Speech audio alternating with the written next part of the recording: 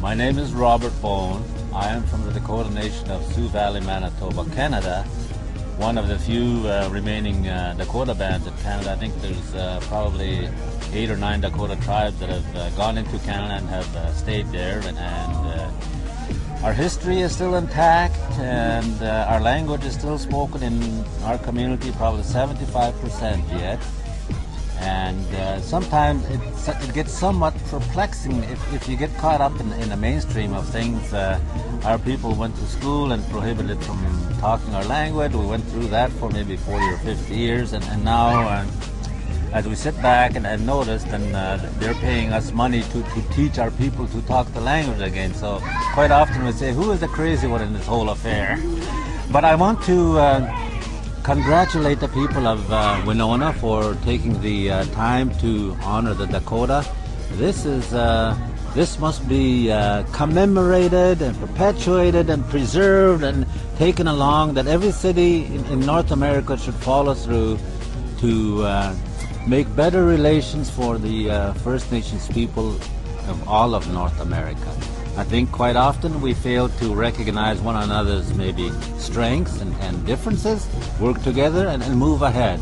And quite often when we attend gatherings such as this, you get such a good feeling out of it that like you're almost home. And if that can be duplicated across the country, I am sure what they call race relations across North America will vastly improve. And this is probably our 6th year coming to Winona, and it seems to get better every year. But we'll give a lot of credit to the leaders of Winona, Mr. Eric Sorensen, Bill McNeil, Dr. Bill McNeil, and Tim Bariza. We met them about 6 years ago at City Hall and spoke about what we can do together, and it's nice to see all the people come out, show interest. It is something that should be copied across North America. We all understand that we all come from one creator. We are all interconnected. There is no differences as far as we are concerned. But quite often those differences are expounded upon to create division. And we are sure that events such as this will bring us all together and possibly start a healing process for our people and everybody across North America. And for that reason we come back and support it every year, and we will continue to do so. Tell us about Lyle. When did you meet Lyle? What do you think of Lyle? We met Lyle probably about 8 or 10 years ago. What we used to do with my grandsons was we would go out on unity rides or ride for world peace and prayer, and then sometimes in the summertime we ride as much as 1,200 miles on horseback, and we just camp out in the prairies or under the trees or along the river and just move along like that. That's a memorable occasion for the young people that ride with us and go with us and camp and move along. We rode across Montana, and we rode across Wyoming. We went to Devil's Tower. We've been there and we've seen everything that's come out. We've also taken part in the Bigfoot Memorial Ride in the wintertime as well too, and it's something that we are showing our young people that this is where we are, this is where we used to be, and this is the way it looks. And that's how we met Lyle. Lyle. Is the Diversity Foundation supporting that, or you're supporting the Diversity Foundation, or you're working together? Both. We do work for Diversity Foundation, kind of a volunteer effort, taking part, and as well we exchange videos of different rides, encampments, cultural camps, and Lyle and Ed Lonis deserve a lot of credit for bringing out what we are all about. Yeah, Lyle, about 4 years ago, he came to the tribe, the Santee Sioux Nation in northeast Nebraska, and he explained the goals and objectives of the Cultural Diversity, the Diversity Foundation here in Winona, on what they wanted to do, and what they were doing. And we, of course, as reservations, we're kind of skeptical about what is happening out there in the country, But when it refers to us, we thought, let's see what's going on here. And so we started to travel this direction. And when you know the history of Winona, the Red Wing and Wabasha, Teoshpai, you know, this is where they loaded us and sent us to Davenport, Iowa.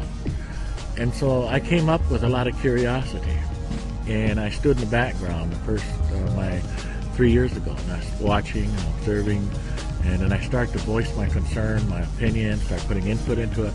Next thing you know, they call upon me, you know, to be able to assist culturally and spiritually, you know, to make sure that everything was done in a good way. So last year I was part of it, and that's when I was kind of like a spiritual advisor. And this year I was the spiritual advisor, you know, taking care of the honor guard, taking care of the morning blessings, the food and stuff like that. So Lyle introduced that, and he didn't ask us to come aboard, he didn't ask us to be part of it. He said he just encouraged it. So we went ahead and got to know Lyle pretty good, you know, and he brought down the mayor, he brought down people of this community, and that's inspiring, you know, when you're sitting in a tribal unit way down in Nebraska, and Minnesota community comes in and says, this is what we're doing, Dakota Gathering, you know. I don't think there's a city in the country or a village who is trying to do reconciliation with American Indians. This is probably the best year for Winona to be able to honor the Dakota Gathering, because this is a 150-year celebration for the state of Minnesota, and I don't know what else they're doing right now to acknowledge us, the original inhabitants of this state of Minnesota, you know. And so that's the reason why now Dakota Gathering, I see it's growing. Other nations are beginning to look this way, the Ho-Chunk, the Ojibwe, you know, a lot of tribes are looking this way and saying, what's happening here, you know. And so hopefully this could be a precedent, you know, to be able to reach out to all communities in the United States and see what they could do for their local tribes. Somebody has to make amends somewhere down the line because of the oppression and genocide that we had to experience, you know. And so I think this is one of the finest gatherings, you know, that I could say, you know, that bringing American Indian, especially the Dakota and the non-Indians together. A lot of understanding. There's people that didn't even know that Dakotas used to live on this land here. You know, they don't even realize that. But with the media and the gathering of this nature, a lot of awareness is happening. I see women that get up and cry. I ran a circle on Truth and Reconciliation yesterday, and there's a lot of emotions there, even from our own Indian people, you know. And so that turned out real good, you know, so I'm really glad that took place. But one of the big things that we do in Prairie Island, I think, is like through diversity, is our grant funding, you know, multiple years for them to help accomplish their mission, which their overall mission is to help our people, as we're all Dakotas, whether you're Mdewakanton, Wakbetuan, Saskatchewan, all the different ones, you know, the tribes, the 7 bands, you know, again, that's diversity's mission. And so we feel like we're kind of, killing 2 birds with 1 stone, I guess. So we're helping our local area here with diversity and the things they do, but in turn diversity then is stepping out and helping the other tribes, you know, in South Dakota, North Dakota, Canada, and all the areas. You know, one of the successful things that we've been able to do is connect with our casino and diversity is our Toys for Tots, the drive that they do every year, and then being able to take numerous loads to different tribes as far as Devil's Lake and Sioux Valley, Santee, Standing Rock, all the different Siston. Lyle would know a little more about all them numbers, but I know, I mean, we were able to really accomplish some good things there. I'm a member of the Flandreau Santee Sioux tribe, but I do not speak Dakota. I speak Lakota, and maybe one of the handful of people now in our tribe, Santee tribe, that can still speak, read, and write the language.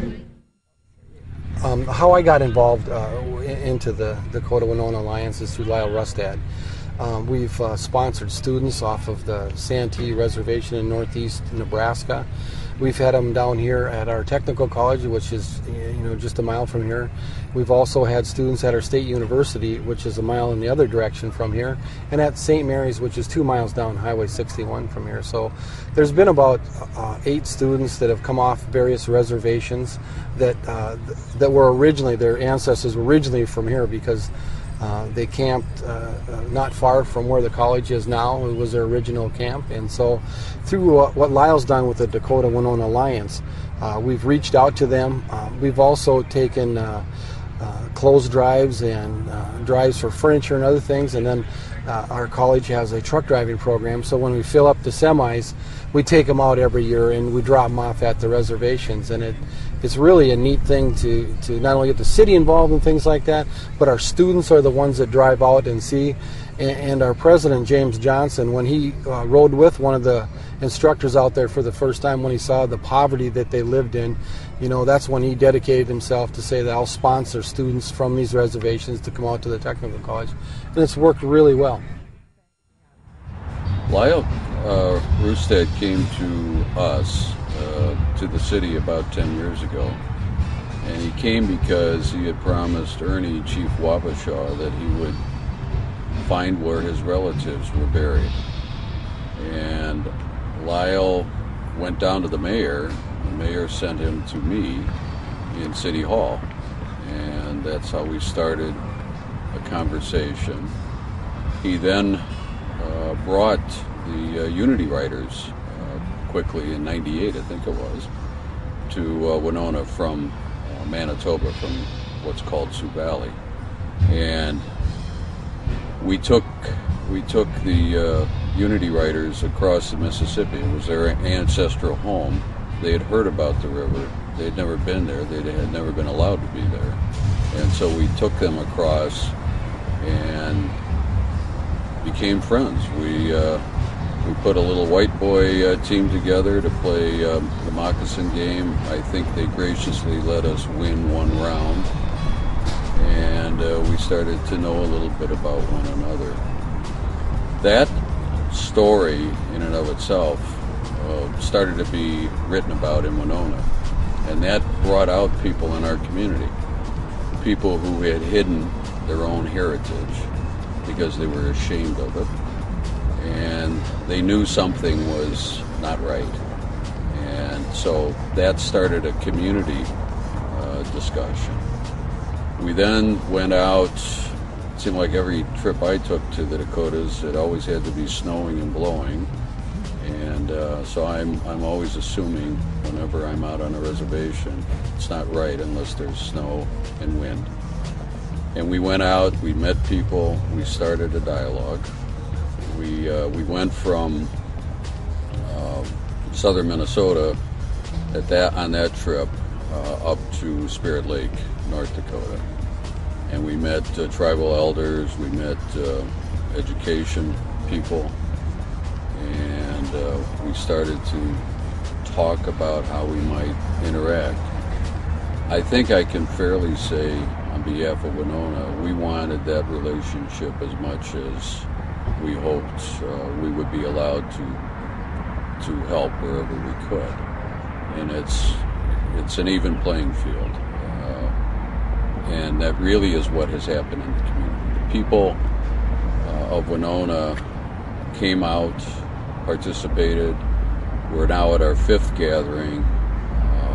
Everyone seems to be more involved, more real relationships, more friendships, and more understanding, more potential to learn about one another. And I think I can honestly say that the vast majority of Winonans have embraced the idea that we're all part of humanity. We can learn from one another. We have something to give, but we also want something in return, and that is the understanding of who we are as human beings. We now have symbolically small efforts that are occurring. We have what we call a donation drive. That's really an ongoing process. We have students here, I think 5 at the moment, at our universities or in colleges of higher learning. But it's really the tip of the iceberg. As many of the Dakota elders have said, even during this gathering, we have to help ourselves. I mean, you're not going to do everything for us. We don't want to do everything for the Dakota people. We'd like to be part of their lives where we can help. I'm an old city manager. I like sewer and water projects. The things that the Romans understood as pretty significant to quality of life, as we use that term today. And so where we can help, where we have expertise, where we have knowledge, those are the kinds of things we like to do.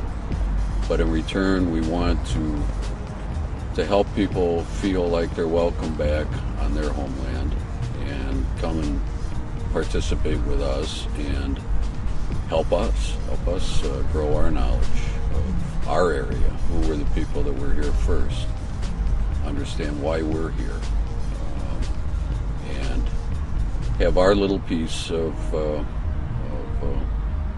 I think, growing world understanding of peace.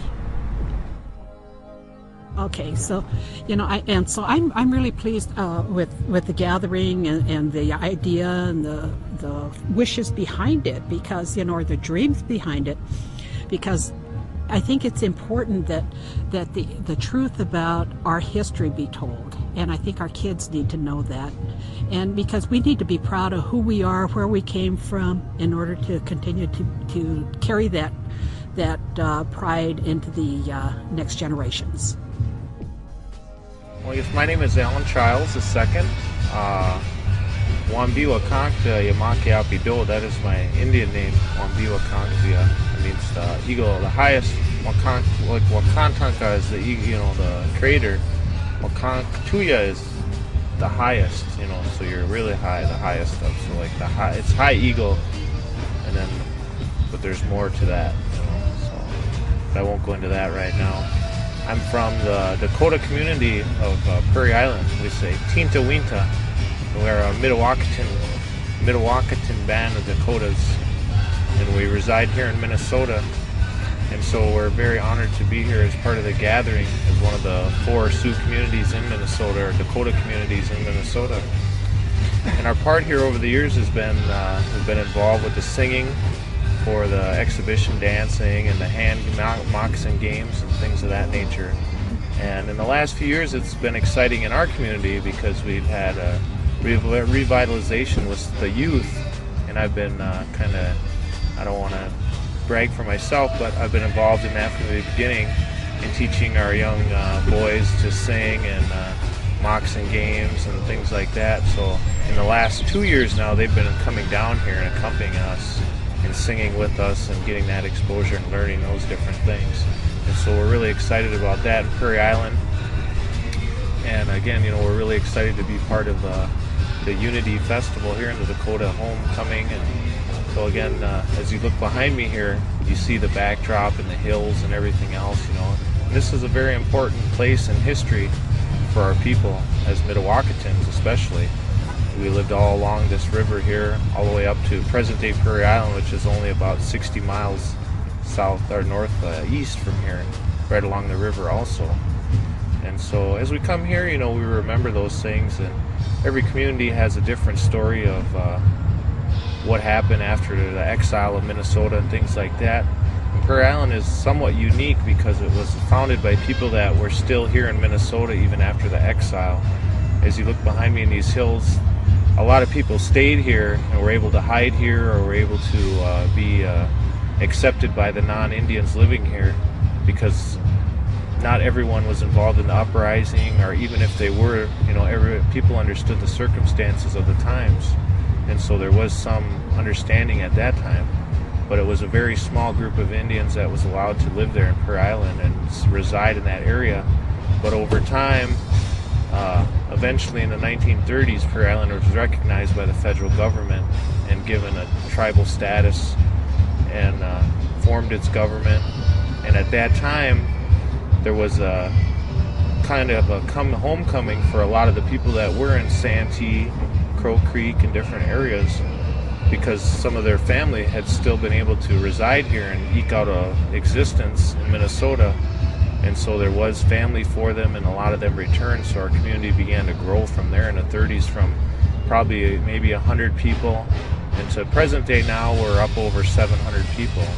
And so, but so that's kind of how Prairie Island has come to be, and how we are kind of involved in this homecoming and the whole history of this reconciliation and things that are going on here in Winona. And we're very honored and proud to be a part of that.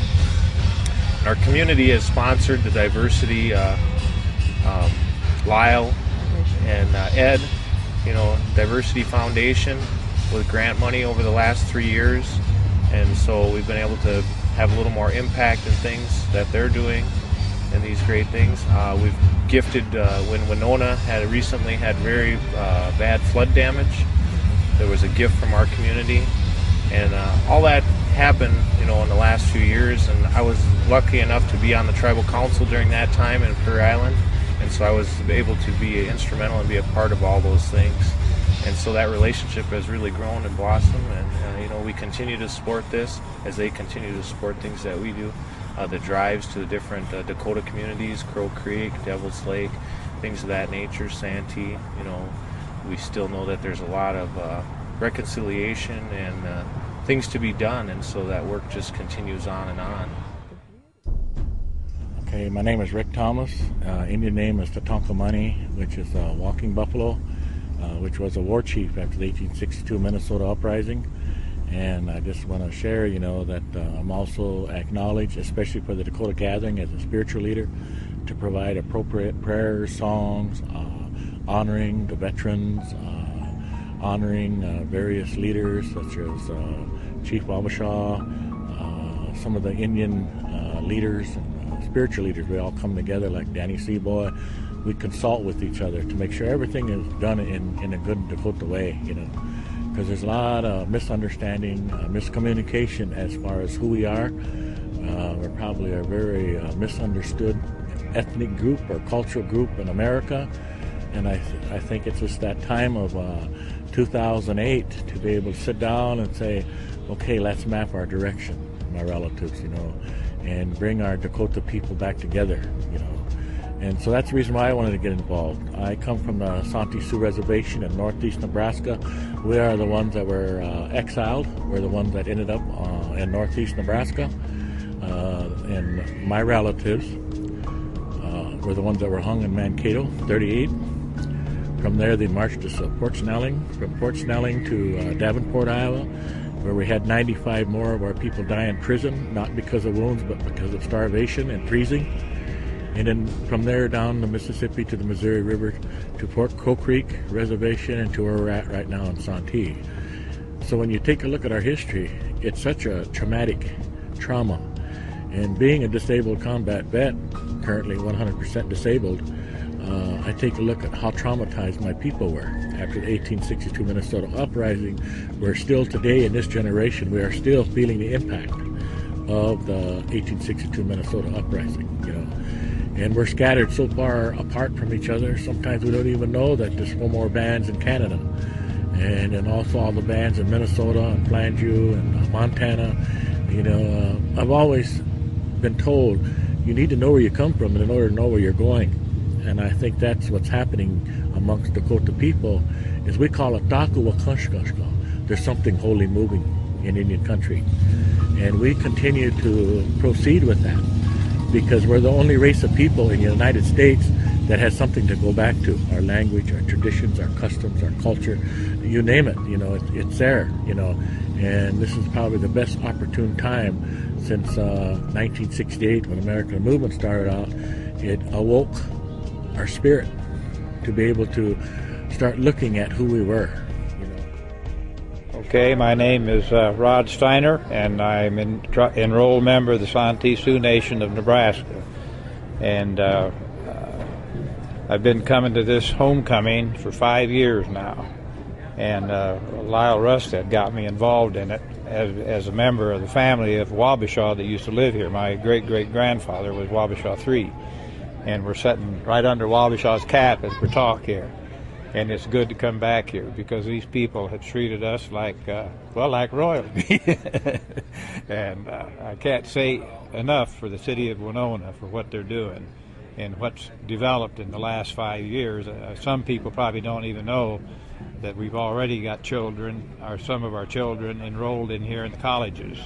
and they've been giving them scholarships, and that was one of the first things I thought about what we needed to have done, and they've already accomplished that.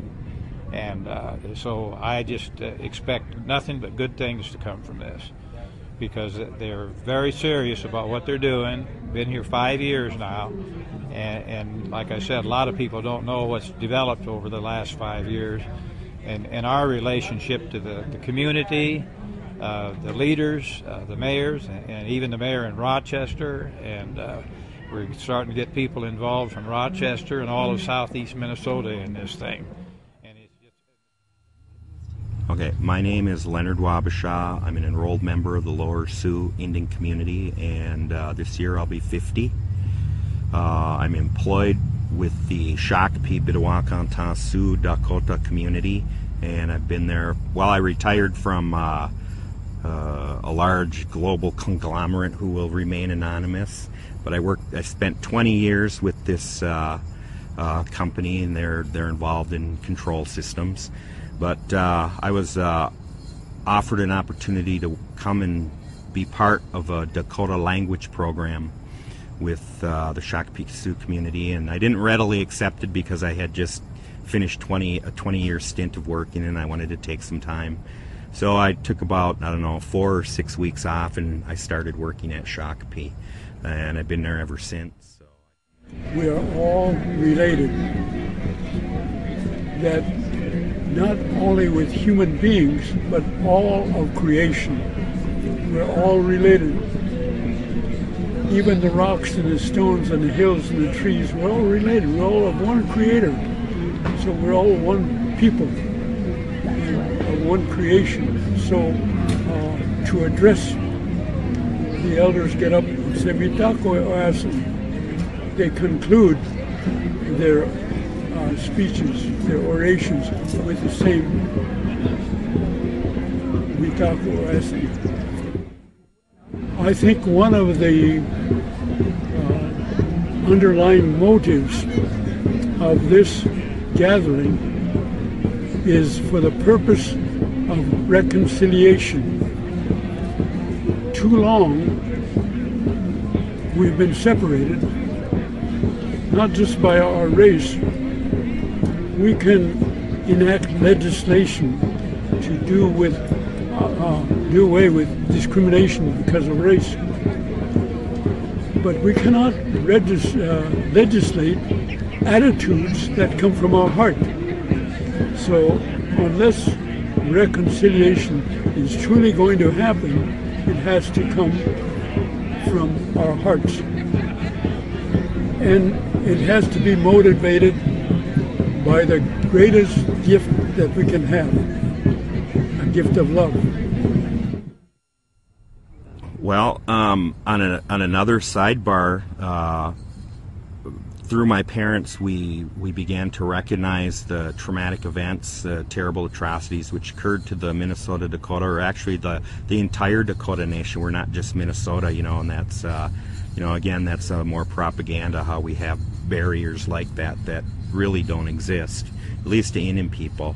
But I was involved with the Mankato Powwow, and we do a lot of reconciliation down there. We have an education day where we bring in 600-800 local area school children, and we share culture with them. That could be craft making, beadwork, some of our foods, just our way of life, I guess, and of course powwow. So we can do no less than to reconcile with each other, whatever our differences. There are 3 ways that I see that we can begin this process based on the love. First, we need to build a bridge of mutual understanding. Too often we're suspicious, so we remain separated. And we need to understand why we speak differently or do things differently. And if we come together and we begin to communicate, we begin to understand why we act differently. And we begin to appreciate our differences. Now, this leads us to build a bridge of mutual enrichment based on the love of God. This means that we may have an idea, each one of us have separate ideas, and as long as we remain apart, we only have the one idea. When we come together and exchange those ideas, both of us become enriched. We no longer have the one idea, we have the idea of the other person, so we become rich by this coming together. And finally, we need to build a mutual respect. That I am a person, you are a person, no more, no less. We can even disagree and still be friends. So I think what Lyle is trying to do, in his own way, is to bring about a reconciliation of people who may have different cultures, different languages, whatever differences they may have. If we're brought together by this powerful word, love, what a glorious land and world we would have. Love would dispel hatred, discrimination, separation, bring us together. It would solve the problems. Well, Lyle is really a character. And I think he's got a heart as big as they come, and he does some fantastic things. You know, I know he's brought several loads of furniture down to Santee, and because we have a number of folks down there that need help, and he also came down one year with a semi-load of toys, and he played Santa Claus. And it tickled me because he had this, not only the Santa Claus outfit, but he had the makeup and everything on, you know, and so he just did a really great job. And so, you know, and the folks here, you know, I think they're just doing something really magnificent. Go to the Diversity Foundation that Lyle Rustad runs. He's been the central core in all this. He's been the go-between between the reservations and the colleges in town and universities, and that would help a lot. There's a lot that they need to keep them here. Not only the tuition that we help them with and some of the living things, but we need to have more things for them to be able to do around here and keep the ties to back on the reservations as well. It's a long ways from home. And as we learn really more about Lyle's mission in life, he's an old Vietnam vet like I am, and he came out of Vietnam, wound up in the civil rights movement in South Carolina. When his father was dying, his mother asked him to come back home to our area, Rushford. And he came back, as he would tell you, he knew nothing at the time about the Dakota people. He was ashamed of the fact, being from this area, that he didn't even know this was called Wapashaw's Prairie. And he met Ernie Chief Wapashaw at the 95 Indigenous Games. Ernie figured out where Lyle was from and simply asked, "Can you help me find where my people are buried?" That's how Lyle came to Winona and started doing some research. We all helped him as he asked for it, and he's a wonderful human being. He has more ability than the rest of us collectively to make people comfortable on the reservations when we show up. He's our conduit to that relationship, and he's done that for us from Santee, Nebraska to Sioux Valley, Manitoba. And every time I go with Lyle, not quite sure when I'm going to get there or get back, we learn more. He learns more. He's done an awful lot of research. He's recorded now for years stories that are disappearing. As the elders die, those stories die with them. So that's what he's been doing, and he's our leader. Lyle first showed up at the Mankato powwow, several years ago. I don't even remember how long it's been, at least 10 years, maybe 15. And he had this diversity foundation, and he thought what we were doing over there was really great, because down there we talked about the horrors of the past of the Dakota, the hanging of the 38, and everything that the exile, back then words like genocide and stuff like that weren't used, but assimilation was. And I don't know, Lyle got around, and sometimes he'd get on your nerves because he would just talk way too much, never shut up, and he'd call and use up all the tape on my answering machine, or he'd send me 5 or 6 page email, and it just he got on my nerves, I have to admit, and sometimes today he still does, but Lyle's Lyle, and he's doing some good things. As far as Winona goes, Winona, and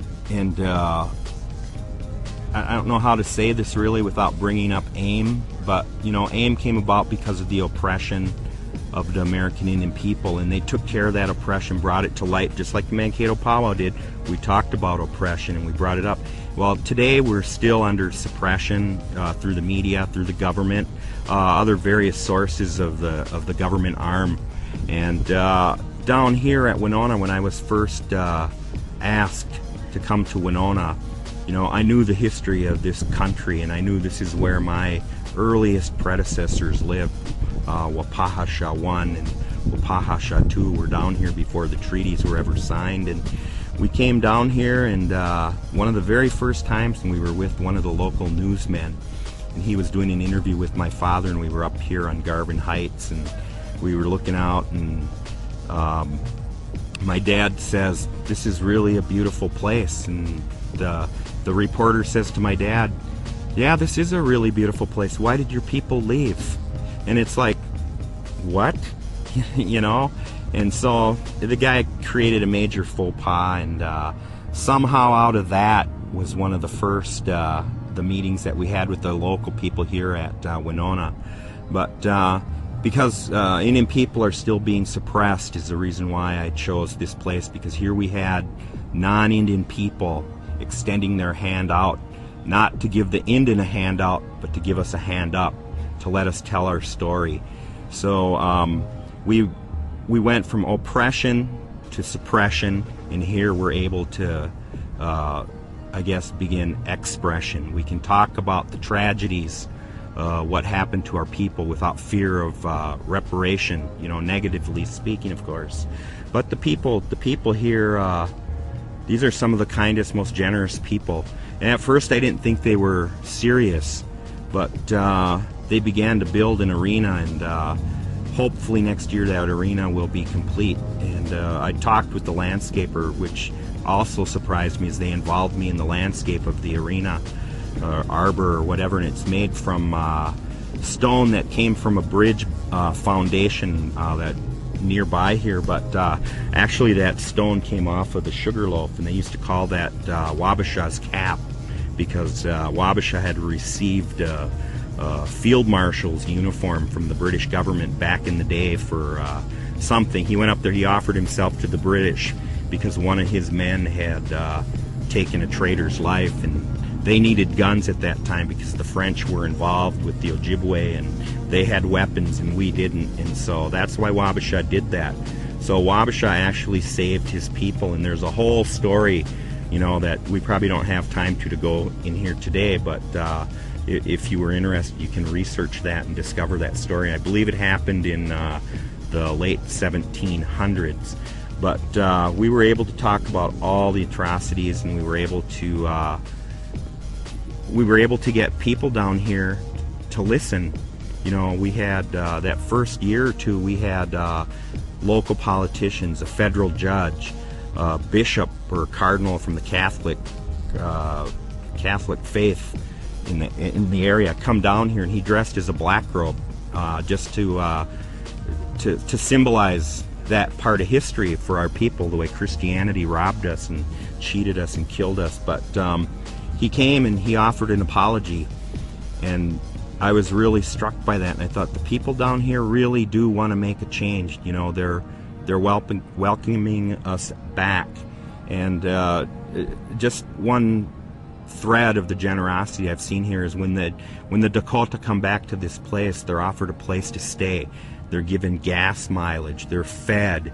You know, they're taken care of just like you would family members or relatives.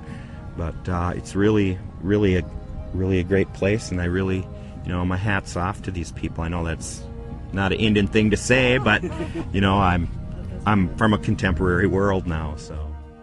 Well, I just want to say, you know, it's been an honor for me that the Creator put me in places for me to know where I stand today, you know. And then my children, they're all talking their language, or singing the songs, or sundancing. I've been a Sundance chief for 35 years, you know. And so it helped me to maintain my sobriety, away from alcohol, away from drugs, and become a role model for our Indian people, you know. So, and that's basically what I'm doing here in Winona now, is they asked me if I wanted to be the spiritual leader, advisor, and it was an honor to be able to be part of that in that way with Ambrose Little Ghost from Spirit Lake Nation. A lot of us from the different bands, traditional people that still living our life, not practicing, living our way of life, to be able to walk so others can walk and leave some good tracks for our younger generation to follow. We have to come with an open heart. Say, I'm willing to give myself to this effort. If I withhold, then I'm not a true believer in peace. And so, you know, but I've really enjoyed working with Lyle and Ed. I know Ed, you know, has kind of turned things over to Lyle a little more, but you know, I really enjoyed working with them guys. They were very instrumental in getting me involved in the beginning, and I think they were very instrumental in working to get the community as a whole involved from Prairie Island. You know, when I say whole, I guess I mean as the tribal council, to support their mission and continue to help them to do the work that they were doing. And so, you know, I can't say enough about Lyle, though. I mean, he's just such a great guy.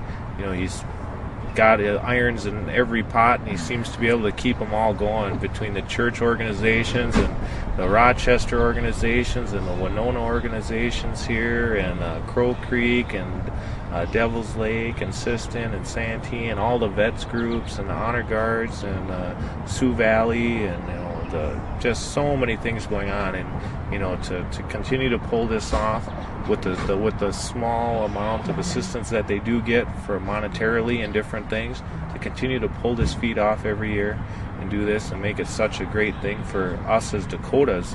I mean, I can't speak for what the non-Indians get out of this event, but I continue to see the numbers here and the amount of people coming here and wanting to be a part of this. And you know, so I got, you know, the good feeling I get from this, and the children I bring in, the feelings that we get when we leave here and things like that. You know, I can't see how that's not being passed on to all the non-natives here, and it shows by the amount of people continuing to come. So, you know, again, my hat's always off to Lyle for all the things and great things he does, and you know, keeps me going too. You know, there's times when I don't want to do things, you know, and I'm not motivated sometimes, and so Lyle's got a way to keep you going. So this kind of gathering is going to spread. It's my belief. We were doing this type of work long before it hit the media, and nobody knows about it, and I don't know why that is. The local newspapers print articles, and we even actually have a columnist from the metropolitan area who he like follows the family around because we're getting involved in all this. You know, we finally got some white people to help us and listen, you know, and they're doing something, you know, and it's so positive. It's just so positive. They're always putting something I say on the back of a T-shirt down here, and you know, and that's kind of egotistical of me to say, but you know, I think about those things, and it's like, you know, someday it'll be another Indian person that they'll do that to, you know, and that's really what it's about for me, is to take something positive and make it even more positive, because this is going to grow. I'm hoping that this will turn into a cancer of peace amongst people, amongst nations of people, because we are all that we have, you know. And I think that Lyle, in his own way, however humble, whatever humble beginnings he may begin with, ultimately, if we all believe in what he is trying to do, think of the tremendous revolution that would take place in our lives. Yeah? Small things, small ideas can grow into tremendous